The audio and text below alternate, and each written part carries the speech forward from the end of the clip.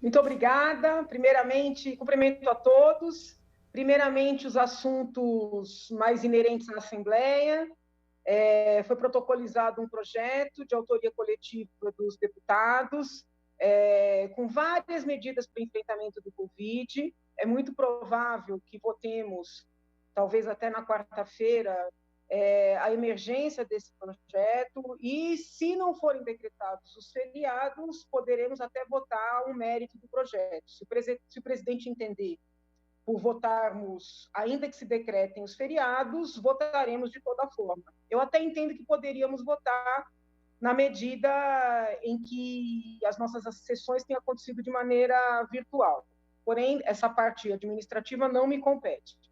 Estou trabalhando em algumas emendas. Assim que for designada a votação, vou explicar detalhadamente as emendas que apresentarei. E já gostaria de deixar aqui expresso o meu apoio à antecipação dos feriados. A imprensa já vem noticiando que tanto o governador como o prefeito, eles proporão a antecipação de alguns feriados. No caso do governador, a antecipação do feriado de 9 de julho. Eu entendo que é adequado antecipar, sim, os feriados, primeiro porque as autoridades concluíram que é uma forma de as pessoas ficarem ainda mais nas suas casas, mas também porque, se anteciparmos os feriados, uma vez voltando à normalidade, poderemos aproveitar mais e melhor, né, esses dias para, vamos dizer assim, recuperar as perdas todas para a economia, e essas perdas se refletem para toda a população. Erra quem pensa que essas perdas estão diretamente relacionadas apenas às classes mais favorecidas. Isso não é verdade. O emprego também tem a ver com o reaquecimento da economia. Bom, nessa mesma linha, eu gostaria de dizer que eu sou contrária à decretação de lockdown. Primeiro, gostaria de novo, né, consignar que em muitos estados fala-se em lockdown. No entanto, quando se mostram as imagens, né, dos centros comerciais, das ruas, nesses locais há muito mais gente circulando do que em São Paulo. Então, muito embora São Paulo até agora não tenha tido lockdown propriamente, em comparando com outros estados, ainda está numa situação, vamos dizer assim, mais benéfica, tanto pelo respeito ao isolamento, que eu sempre insisto que é importante respeitar crescentemente, como com relação à estrutura. Hoje mesmo teve a coletiva do governador, com a equipe toda que está acompanhando essa situação. Nós não temos ainda nem 70% da capacidade do Estado ocupada. A capital traz uma situação um pouco mais delicada, mas ainda assim temos vagas. Então, não me parece que seja o caso de endurecer ainda mais.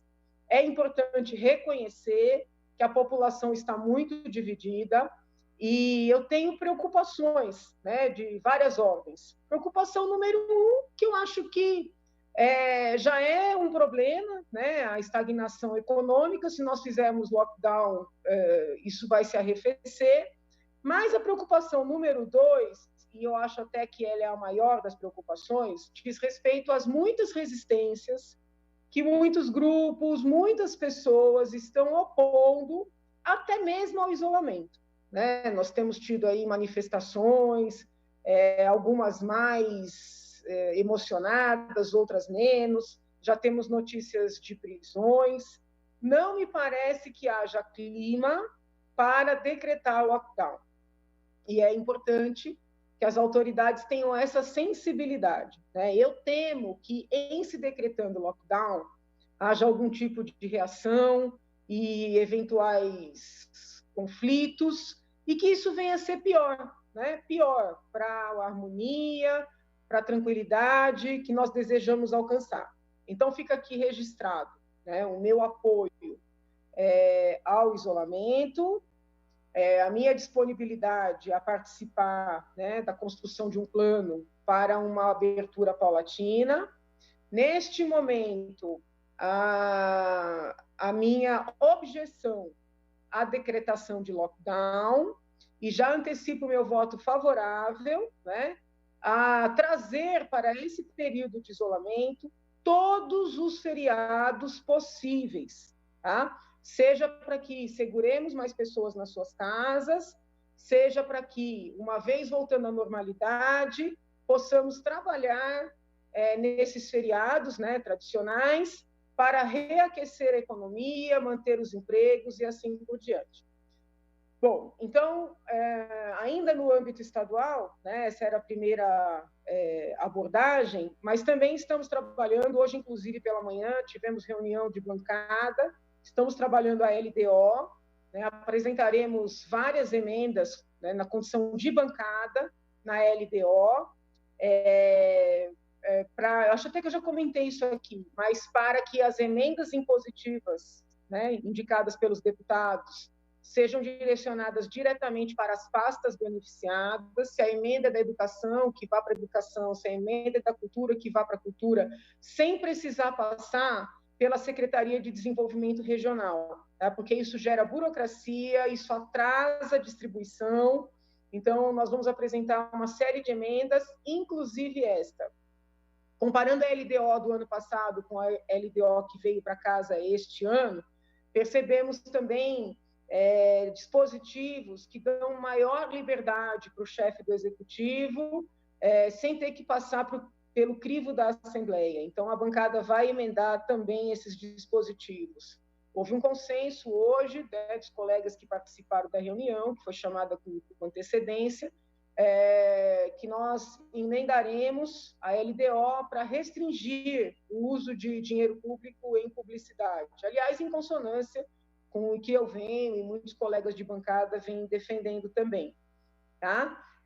Então, acho que fica aqui um panorama geral, projeto do Covid, projeto de antecipação dos feriados, projeto de LDO, né? Explico para as pessoas que têm entrado em contato para marcar lives, marcar entrevistas, que eu tenho dado prioridade, né, ao trabalho na Assembleia, porque é um trabalho intelectual, é um trabalho de natureza jurídica, que demanda concentração, demanda dedicação, né? Para além das sessões, para além das reuniões, tem todo um estudo que precisa ser feito. Eu tenho dado prioridade para esse trabalho e procuro fazer uma vez por semana, 2 vezes por semana, essa interlocução com a imprensa ou com pessoas que têm páginas independentes. Só que neste momento, né, onde nós temos um esforço concentrado para fazer frente a essa crise, é difícil atender a todos os convites. De toda forma, fica aqui o meu agradecimento antecipado, né, pela honra de todos os convites que são formulados e a explicação de que não é má intenção, não é má vontade, é efetivamente estabelecimento de prioridades. Eu já vi que vou ter que me reinscrever, mas eu gostaria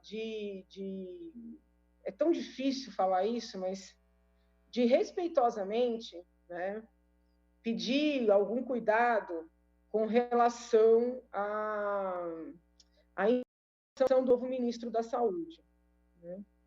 Alguns nomes vêm sendo ventilados, eu entendo respeitosamente que não devemos manter mais um general encabeçando um ministério, tá? Eu acho que sem nenhum demérito às Forças Armadas, existe uma simbologia, já são muitos generais, todos muito bem intencionados, todos competentes, apoio a permanência de todos no governo, mas mais um general, eu creio que poderá passar uma impressão diversa daquela que se deseja. Então, vejo com bons olhos termos, né, um novo ministro da Saúde, se possível alguém da área da saúde propriamente, que sempre é melhor, sobretudo nessa crise. Mas eu estou preocupada com alguns nomes que vêm surgindo.